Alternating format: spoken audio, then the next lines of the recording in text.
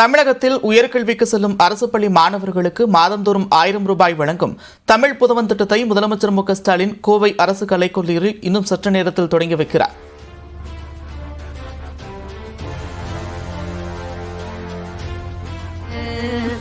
தெக்கணமும் மதில் சிறந்த திராவிடனல் திருநாடும்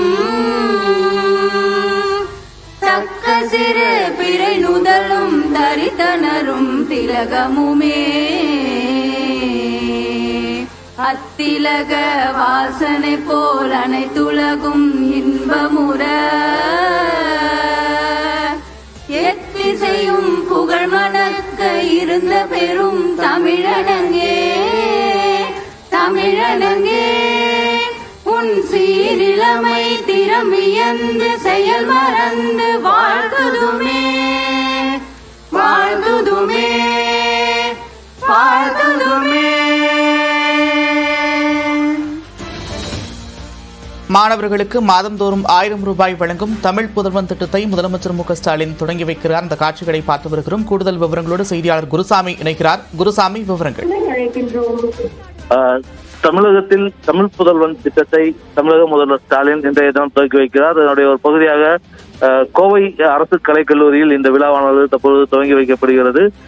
தமிழகம் முழுவதும் அரசு பள்ளி மற்றும் அரசு உதவி பெறும் பள்ளிகளில் 6 முதல் 12ஆம் வகுப்பு வரை படித்த மாணவர்களுக்கு மாதந்தோறும் 1000 ரூபாய் வழங்கக்கூடிய இந்த திட்டமானது இன்றைய தினம் தமிழகம் முழுவதும் துவங்கப்படுகிறது. இதனுடைய ஒரு பகுதியாக கோவை அரசு கல்லூரியில் நடைபெறக்கூடிய இந்த விழாவில் தற்பொழுது தமிழக முதல்வர் அவர்கள் இன்னும் சற்று நேரத்தில் துவக்கி வைக்க இருக்கிறார். அவருடன் உயர்கல்வித்துறை அமைச்சர் பொன்முடி, பொதுப்பணித்துறை அமைச்சர் ஏவாவேலு மற்றும் பள்ளிக்கல்வித்துறை அமைச்சர் அன்பில் மகேஷ் பொய்யாமொழி உள்ளிட்ட பல்வேறு அமைச்சர்களும் அரசு அதிகாரிகளும் இந்த கூட்டத்தில் பங்கேற்றிருக்கிறார்கள்.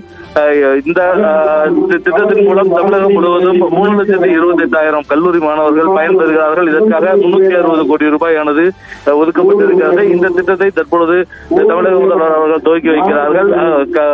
ஏழ்மை கல்விக்கு தடையாக இருக்கக்கூடாது என்பதனுடைய அடிப்படையிலேயே இந்த திட்டமானது தற்பொழுது துவக்கி வைக்கப்படுகிறது.